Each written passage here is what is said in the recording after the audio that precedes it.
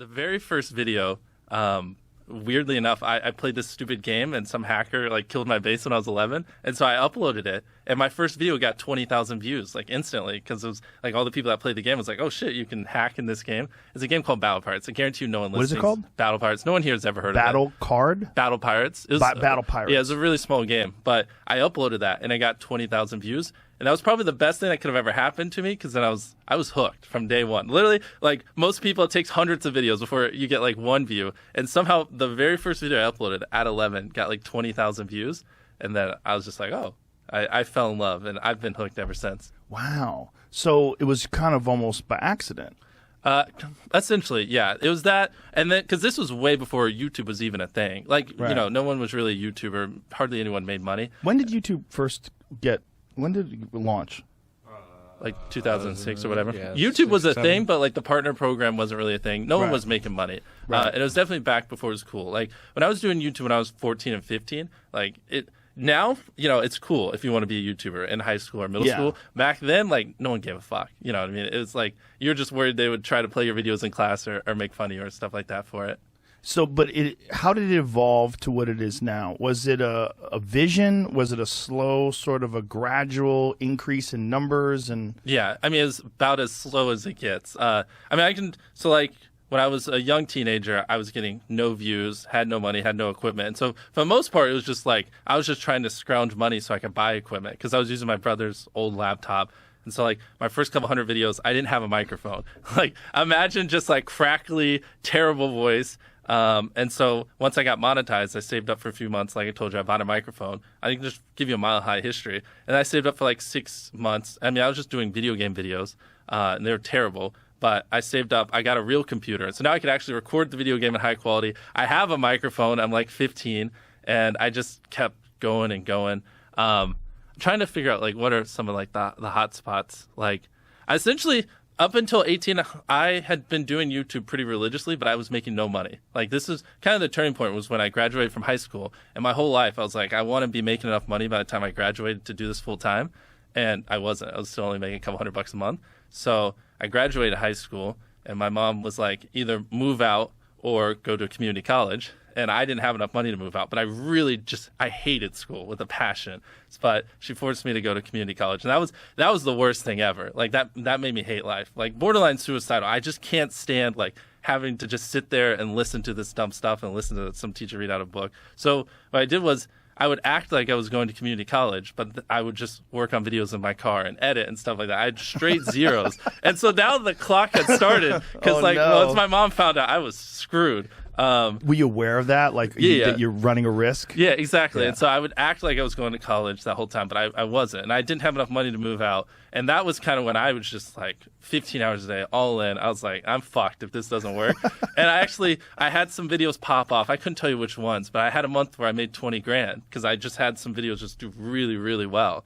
And then I came home and I was like, I haven't been going to college, and I moved out the next day. My mom almost had a heart attack because she doesn't understand YouTube or anything back then, and she was like, man, this guy's gonna work at McDonald's. I wasted all this time. Like I invested 18 years, and this is what I get. Where were you living? What part of the country? North Carolina. That's where I've lived almost my whole life. And so, how does she feel now? Oh, she's great. Is she like she's beyond flabbergasted? happy. Yeah, she loves it. Put her in front of her friends. She loves talking about it. She obviously. Oh, I great. always knew little Jimmy was gonna be a success. No, she doesn't try to hide it. We would fight all the time. Even in high school, like, I never once studied. I literally wouldn't even take my books home. Like I legit don't think I studied once all of high school at my house. And so we would fight a lot. I didn't have the best grades. And so I would just make videos, and she didn't understand it, especially because back then it was just a whole different world. Like, there wasn't really a thing as a full-time YouTuber and stuff. And so it was a lot of arguments, a lot of drama, but it ended up working out. She's happy. The thing is, it's like nobody saw this coming, right? So you can't blame her. Oh, dude, especially me in like the middle of North Carolina in a small town. I had like horrible acne. I'm especially back then, really awkward. It's like no one, like people would have bet $1 million that I wouldn't be a YouTuber. It makes no sense. But I just I have hyper obsession, and I love this, and you know, you give it enough time, anyone can solve it. Well, there's a lesson in that for people, really. Like, to just, if you do have a hyper obsession to something, there's a lot of people that think that because they're bad at school or because they're not interested in school, that they're destined to be a loser. Yeah. And that's not true. You can, the problem is school is too rigid. Like regular public school system, sit down, underpaid teacher, disinterested, not really connected with the work. You're not connected with it. You just can't wait to go home and do what you like to do. Exactly. And you get this thought in your head like, oh my God, I'm going to be a loser. I mean, that's how I was when I was in high school. I thought I was going to be a loser. Well, and you take it a step further because I thought, especially if you're like extremely passionate about something at a young age, where most kids aren't, then it's more exacerbated that it's like, you know, I didn't talk to anyone. I hardly had any friends because I was so obsessed with YouTube. As back then, just no one cared. So it's like I thought I was just like, just didn't even know how to speak. Like literally, I just couldn't hold a conversation with a single person because people would just tell me all you talk about is YouTube, and I would try to talk about something else. But back then, I was so hyper obsessed, I literally just didn't know how to. But what were you obsessed about? Were you obsessed about other channels, your channel? Everything from like learning how to editing, the pacing of the videos, like ideas, what's going viral, what's trending, what's hot. Especially back then, I had no idea what worked. I mean, I had to like self-teach myself everything, even, you know, frame rate on cameras, coloring of the video, just stuff like that. And how did you learn? Did you learn from YouTube? Yeah. Well, so like YouTube videos and tutorials or something?